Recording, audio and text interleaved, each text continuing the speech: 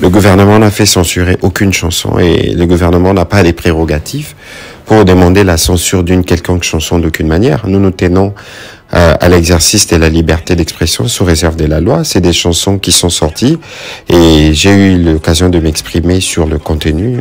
Pour nous, c'est une décision qui nous a surpris. Nous avons lu comme ça et donc voilà, nous on n'est pas dans ce type de méthode, non, pas du tout. Les dispositions de la loi précisent que toute chanson doit être déclarée à la commission de censure. La commission de censure aura donc fait son travail en censurant une chanson qui n'avait pas déposé exemplaire avant diffusion.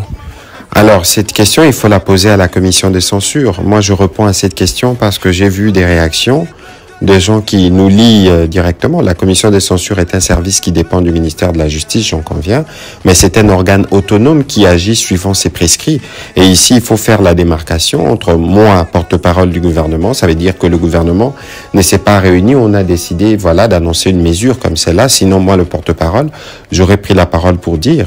Et donc, la commission de censure a agi suivant ses codes, suivant ses règles. J'espère qu'elle pourra s'expliquer demain pour dire comment, qu'est-ce qui a motivé les décisions qui sont prises. Ici, il faut marquer tout de suite la démarcation entre le gouvernement et la commission de censure, qui est un service qui dépend du ministère de la Justice.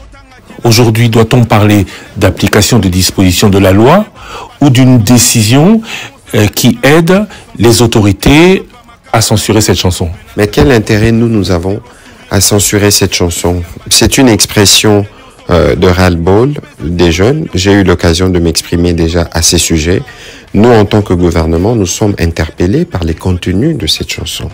Et s'il y a une décision qui émane de la commission de censure qui la sanctionne, je n'en connais pas les raisons, mais nous sommes surpris parce qu'ici, il faut éviter qu'on fasse d'amalgame entre un service qui travaille suivant les règles et ses codes et nous, les gouvernements qui entrerions ou qui prendrions une décision pour interdire une chanson. Monsieur Lusakwen, aujourd'hui, nous savons tous que ces chansons ne passent pas dans les télévisions classiques. Les chansons circulent entre les téléphones. Comment vous allez censurer une chanson qui passe entre les téléphones des gens? Non.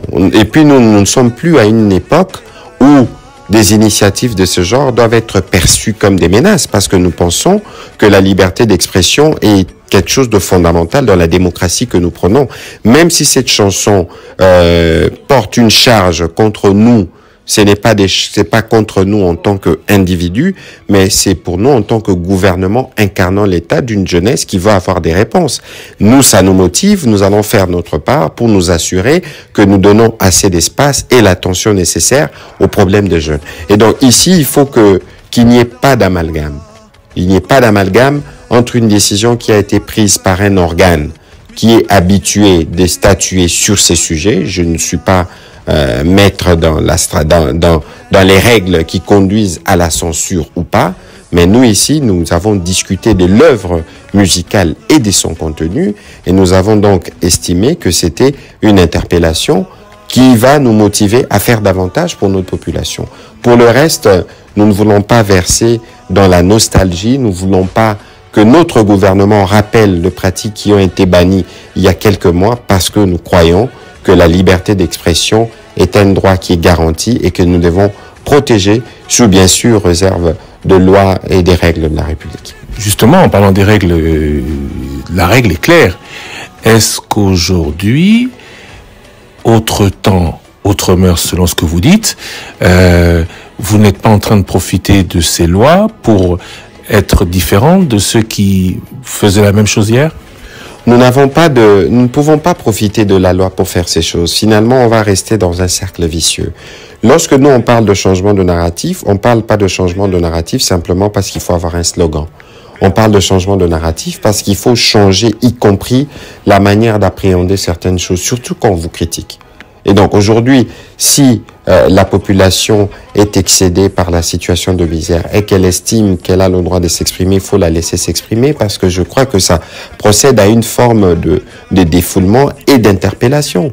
Et nous, en tant que gouvernement, nous avons le devoir en tout temps, en tout lieu, d'écouter ces frustrations, d'y apporter au mieux les réponses. C'est cela le nouveau narratif en notre entendement.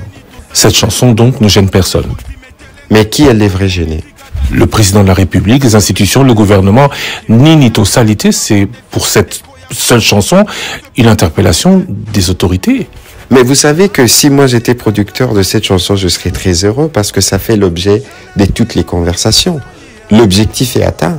Et le président de la République, pourquoi il se sentirait touché outre mesure? Parce que c'est des choses qu'il connaît.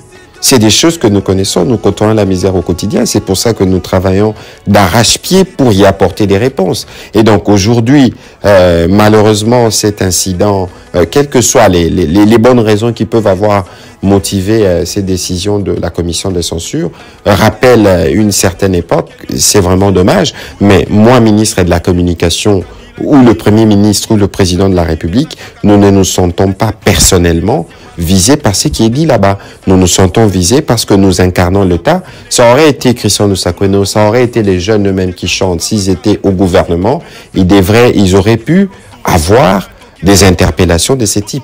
Et il faut le prendre positivement. Il faut considérer que ça procède de la vitalité de notre démocratie et voir dans quelle mesure on pose des actes pour rassurer nos populations et pour montrer que nous travaillons à remédier aux problèmes qui se posent.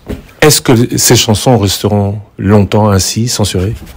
Je ne saurais pas vous répondre à cette question parce que je ne suis pas l'organe de censure. Je connais pas toutes les règles qui doivent être suivies et respectées scrupuleusement par des artistes avant qu'une sanction ne soit produite. Mais selon vous. Non, selon moi, regardez Christian Nussakweno, vous allez censurer cette chanson pour les télévisions. Mais est-ce que vous êtes sûr que les chaînes de télévision vont diffuser cette chanson? Aujourd'hui, une chanson fait le buzz sur YouTube, sur les téléphones. Il faut regarder aussi comment les nouvelles technologies ont évolué. Et donc aujourd'hui, c'est faire œuvre presque inutile de penser censurer de chansons qui doivent passer dans des télés qui ne sont pas sur les diffusants. Et d'ailleurs, je suis sûr que même le producteur de ces chansons-là ne comptait pas principalement sur la télévision pour la diffusion de leurs chansons. Alors il faut qu'on regarde et qu'on adapte nos décisions à l'évolution de l'humanité, surtout par rapport aux nouvelles technologies de l'information. Monsieur le ministre, je vous remercie.